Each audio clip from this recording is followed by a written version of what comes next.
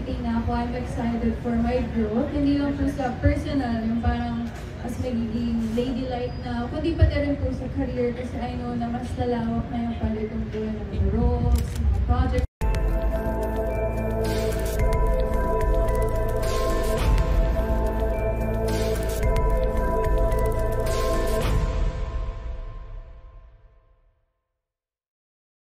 At saka ano yung feeling mo, mamimiss mo now that you're 18 doon sa mga previous years na mostly ginagawa mo? Siguro po ngayong 18 na ako, I'm excited for my growth. Hindi lang po sa personal, yung parang mas magiging ladylike na, kundi pati rin po sa career kasi I know na mas lalawak na yung pala itong buhay ng mga roles, mga projects. Hindi na siya malilimutan kasi, ay hindi pa siya 18, hindi pa pala. Yung mga ganun po. And of course, siguro mamimiss ko po yung parang pwede ko ilabas yung parang pagka-kulit ko talaga na talagang makulit kasi kailangan talaga like mas mature, mas like siguro yung mamimiss ko yung talagang pagiging playful ko. Meron bang advice sa'yo yung parents mo na, oh, now that you're 18, Sophia, you need to do this, you don't need to do this, you need to watch out for this? Actually, yung mom and dad ko po kasi they're both very chill, they're both very cool. Good parents ko talaga sila. Kasi like, ang rule lang nila sa akin, kapag may boyfriend ka na, kailangan parang may respeto din sa parents. Kasi they believe na parang pag may respeto sa parents mo, definitely yung respect yung person. So, ayun, parang yun lang yung only rule nila sa akin. Kapag may boyfriend na, kailangan ma-respeto, not only sa parents ko, but also sa parents ko. Kasi they believe na kung paano tratuhin ng boy ngayon yung magulang ko. Ganun din nila ako tratuhin in the future. So, yun, wala naman silang rules na bago lumabas. Kasi wala, very cool parents ko kasi talaga my parents. I'm blessed. Para sa remember, no, parang sa isang chat natin, pinag-usapan natin itong dibo mo di ba? And nasabi mo nun, simple lang yung gusto mo. Diba? Bakit ganon? Yung iba gusto nila bongga, party, hotel. Ikaw parang simple lang talaga.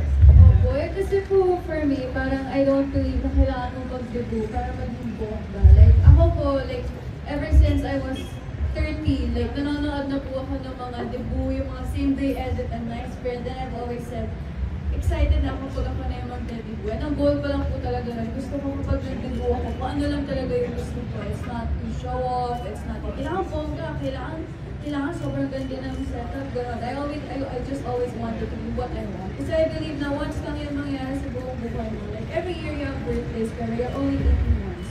So sabi ko, kailangan memorable siya in the way I really want to do it. So, kita-kita naman po, Tropical Hawaiian. Since mula bata ako, malapit na yung heart ko sa dagat. So, talagang pinangatawanan ko yun. And, which is why my team is Tropical Hawaiian.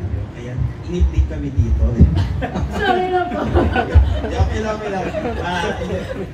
So, sino ang special dance mo pala sa iyong debut? May ganun ka ba? Special dance? Wala po akong like solo performance since hindi naman po ako hatawera suwera. So sabi ko, ayoko mag-pressure sa birthday ko. Talagang gusto ko lang siyang i-enjoy. Pero yung special dance po, siguro yung 18 Roses, I consider all of it special. Kasi yung 18, actually it's not roses, it's 18 tropical flowers. Kasi they won't be roses, there'll be different types of flowers. And lahat po yung 18 tropical flowers na boses, they have their own songs, not TikTok. So, in a way, it's special to me kasi they chose their songs. So, parang yung friendship namin was symbolized to us. I'm really excited. Something new, parang yes, TikTok. Tsaka, pinili mo ba sila itong 18? Yes, special sa'yo itong 18 na mga lalaki?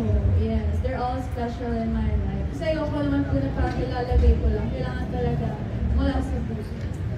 So, ano pa gusto mong mangyari, Sophia? Now that you're 18, may mga bagay ka nang pwedeng pagdesisyonan mo na ng sarili mo? Siguro po now I'm 18, mas goal ko lang na maging independent. Kasi ngayon, like, very dependent ako kay mommy. Since mommy's girl po talaga ako. Si mami? Nalayo sa po si Sophia? Hindi mo po layas. I mean, like, mas gusto ko na hindi ko na siya masyadong i-stressin. Kasi like, ako po very shy ako. So, lagi, mami, tulungan mo ako. Like, mas gusto ko na hindi ko na siya i-stressin masyado since I'm 18. Gusto ko na maging independent.